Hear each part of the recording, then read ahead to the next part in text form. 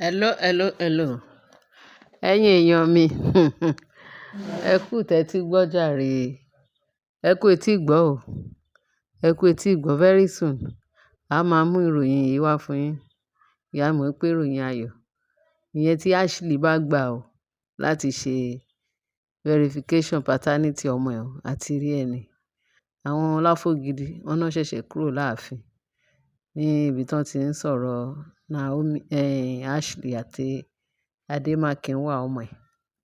Wọ́n mà ní Ashley ò jẹ́ kán gbádùn lẹ́yìn tó lóun fẹ́ para òun. Báwọn family ṣàbẹ̀rẹ̀ sí ní pàrọwà fún pé ìwọ ló fà á o. Nígbà táwọn ti lọ bẹ̀bẹ̀ lọ́dọ̀ kábíyèsí, kábíyèsí ní báyìí káṣá báyìí káwòdì o. Ó ní tó bá lọ ṣe verification ọmọ ẹ̀, ìyẹn paternity àti gbogbo nǹkan, kán lè mọ̀ pé kábíyèsí lómi ní àbí kì í ṣe kábíyèsí.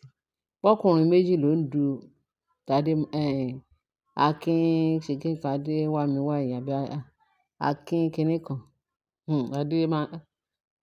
Kí tiẹ̀ lórúkọ ọmọ Ashley, ìyẹn ọmọ Ashley, tọkùnrin tó gbé dání, Adémákinwá. Wọ́n ní so pé tó bá lọ ṣe, tó bá lọ mú evidence wá, kí gbogbo wọn dẹ̀ fojú rí. Wọ́n ní nísìnyí pé ìdúró ò sí bẹ̀rù sí, wọ́n dẹ̀ máa ṣe ni. Wọ́n ní kò dẹ̀ ní kọjá ọdún yìí, pé ọdún yìí náà máa ṣe. Pé gbogbo èyí tí Ashley ń sá káàkiri yẹn, pé irọ́ ló ń pa. Ọtí tó bá ṣe ló lè wọ ààfin o. Wọ́n ní ṣùgbọ́n tí ò bá ṣe, ààfin yẹn ti di èèwọ̀ fún un. Tó ń claim káàkiri pé ọmọ òun ni kíní kan, royal prince queen àbí prince, kíní kan. Òun ló máa dé adé.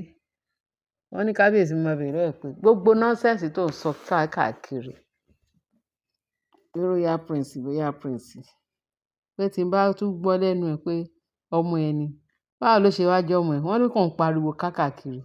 Wọ́n ní ṣé orí ẹ̀ pé ṣá. Wọ́n ní kábíyèsí máa ń sọ pé ó sọ fún àwọn Ọláfógidi pé ẹ jẹ́ lọ tún ọpọlọ ọmọ yín ṣe. Òun ò rò pé bóyá ó normal o. Gbogbo nǹkan tó ń sọ tí kábíyèsí wí láti last year títí di year yìí pé kán ṣe paternity tí Ashley ń gbé ọmọ ẹ̀ sá, bó ti tó gẹ́. Wọ́n ní kábíyèsí ó fi ìdí eléyìí múlẹ̀ dáadáa. Tó bá pé tẹ́lẹ̀ tó bá ti sá kúrò láàfin, ká tó rí ọjọ́ mélòó títí padà. Ẹ tún máa gbọ́ pé Ashley sọ pé Ashley tún pàṣẹ láàfin. Ṣùgbọ́n wọ́n ní this time around, wọ́n ní kò jọ́. So bí wọ́n fi ìdí àdàgbà ọ̀rọ̀ tì sí lénìí nìyẹn pé ó dìgbà tí wọ́n bá lọ ṣe gbogbo kíní yẹn. Pé by the time tí ìtó claim pé òun ni bàbá Adémákinwá, pé by the time tí ìyẹn bá tún, pé wọ́n ò tún ní bí ìyẹn dá kó tún wá sáàfin kó máa insult òun pé ọmọ tí Ashley gbé dání, pé kì í ṣe òun lónìí, pé kí kábíyèsí ní irú àrífín wo nìyẹn. Ó ti pọ̀ jù. Pé this time around gbogbo ẹ̀bẹ̀ tẹ́yìn Ọláfógidi ń bẹ̀. Àsìkò ti tó tẹ máa sòótọ́ ọ̀rọ̀. Tó bá wù yín kẹ́ sòótọ́. Tó bá wù yín kẹ́ fi èrú kẹ́ sọ pé ó fẹ́ fi gba àbùkù, kì í ṣe lọ́dọ̀ òun o. Ẹ lè fi èrú kankan gba àbùkù kankan lọ́dọ̀ òun. Ariwo tẹ́lẹ̀ ń pa pé Naomi o, wọ́n wíìlì gbogbo nǹkan fún Naomi. Naomi ló ń jẹ́ mùdùnmúdù kábíyèsí, ló ń ṣe gbogbo ẹ̀. Wọ́n ní kábíyèsí ní bẹ́ẹ̀ ni. Ó máa jẹ́, ó jẹ́ ọmọ tó gbọ́ràn. Ó dẹ̀ jẹ́ ọmọ tó ṣe gbogbo nǹkan tí ilé Ifẹ̀ fẹ́. Ó dẹ̀ ṣe gbogbo nǹkan tí àwọn alálẹ̀ fẹ́. Ó ṣe gbogbo nǹkan tí wọ́n ṣe fún ẹni tó jólóòtọ́. Pé gbogbo ẹ̀ náà ni Naomi ṣe fún nǹkan tí ó ṣe fún àwọn aráàlú. Ó dẹ̀ ṣe fún kábíyèsí. Ó ṣe fún gbogbo everybody. Wọ́n ní ọmọ ẹ̀ kẹ̀dẹ̀ rèé, òun ni crown prince. Wọ́n ní ọmọ ẹ̀ ni crown prince. Pé wọ́n ní àwọn alálẹ̀ pé wọ́n gba crown prince Tádéníkáwò, pé wọ́n gbà tọwọ́ tẹsẹ̀.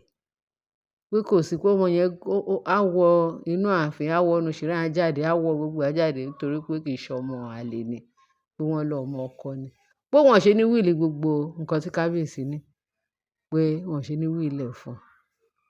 Wọ́n ní Ashley bó ṣe wà yẹn, tó bá ti ṣe gbogbo ètò tí wọ́n ṣe fún Tádéníkáwò, tí ọmọ ẹ̀ tòun náà bá yan kànkàn, why not? Wọ́n ní ló bá tán. Kábíyèsí lòun á dẹ̀ fún àwọn nǹkan tóun fẹ́ fún, kí ọkàn ẹ̀ lè balẹ̀. pé bẹ́ẹ̀ tí gbogbo bó ṣe ń sá káàkiri tó lóun fẹ́ kú lónìí, òun fẹ́ kú lọ́la. Pé tí ò bá ti ṣe, wọ́n ní wọ́n ní ó di gòbé o. Wọ́n ló di gòbé o pé kò tiẹ̀ sí ṣíṣe kò sáìṣe. Pé kò sí ṣíṣe kò sáìṣe. Pé àfi tó bá ṣe nǹkan tí wọ́n fẹ́, táwọn alálẹ̀ fẹ́ tí gbogbo wọn fẹ́ kó dẹ̀ mọ paternity. Kán rí pé yes, pé ọmọ yìí ti di pé gbogbo ayé náà máa kígbe, náà máa kéde ẹ̀ káàkiri. Everybody máa mọ̀ pé ọmọ Ashley o, òun náà ti bọ́ sí, ó ti bọ́ sáyé o, ó ti bọ́ sí ọlá ńlá kábíyèsí. Pé ṣùgbọ́n àìṣe yẹn, wọ́n ní bye bye o. So nǹkan tí mo ṣe ní kí n gbé wá fún sí etí ìgbọ́ wa ní wákàtí ẹ̀yin èèyàn mi tó létí tó fi ń gbọ́ràn dáadáa. Tẹ mọ what's up. Ṣé mo wíire àbí mi ò wíire? Because eléyìí tí Ashley, wọ́n ní ṣe ló kàn ń sunkún kiri bí egbére ni. Pé ayé òun ti bàjẹ́. So ó mọ̀ pé without kábíyèsí kò lè ṣe nǹkan kan. Ni òun wá lè farabalẹ̀. Kó farabalẹ̀ kó ṣe nǹkan tí kábíyèsí fẹ́.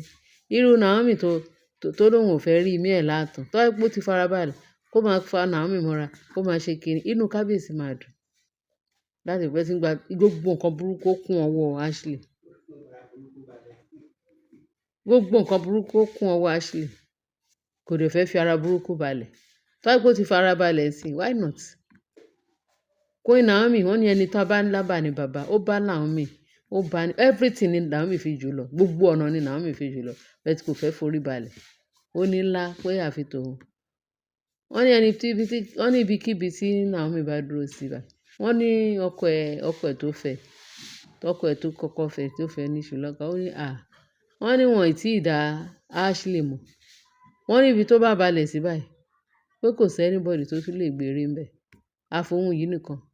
Wọ́n ló máa sọ pé bẹ́ẹ̀ tí wọ́n máa sọ pé níbo ni irú ẹ̀ tí ń wáyé. Wọ́n ní nǹkan tó ń dà á láàmú tí ò fi kúrò ní ibi tó wà yẹn. Kó máa fi èrú gbà bùkún, kó máa fi èrú gbà. Ó ní báwo ló ṣe fẹ́ débi gíga, kó lè dé bẹ́ẹ̀ mọ́. Kó lè débi gíga mọ́. Àfi kó jáwọ́ nínú irọ́ pípa.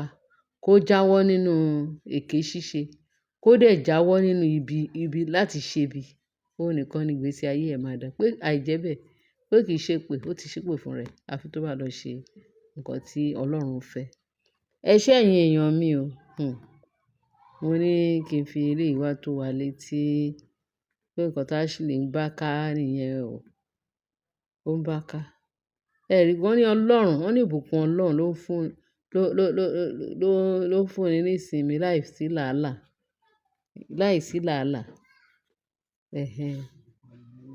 Ní mú ni là, wọ́n ní ìbùkún Ọlọ́run ló mú ni là ló mú ni là láì fi làálàá sí. Ṣé ó yé wa? Ashley kàn ṣe gbogbo ètò ṣe bálabàla láúláú tí ò sí ọ̀nà kankan níbi tó ti ṣe ó kàn dá rẹ̀ láàmú. Ẹ wo bó ṣe ń dààmú. Ìgbà míì á sanra léèní, ìgbà míì gbogbo egungun ẹ̀rẹ̀kẹ́ ẹ̀ máa jáde níbi tó ti ń wá Naomi káàkiri.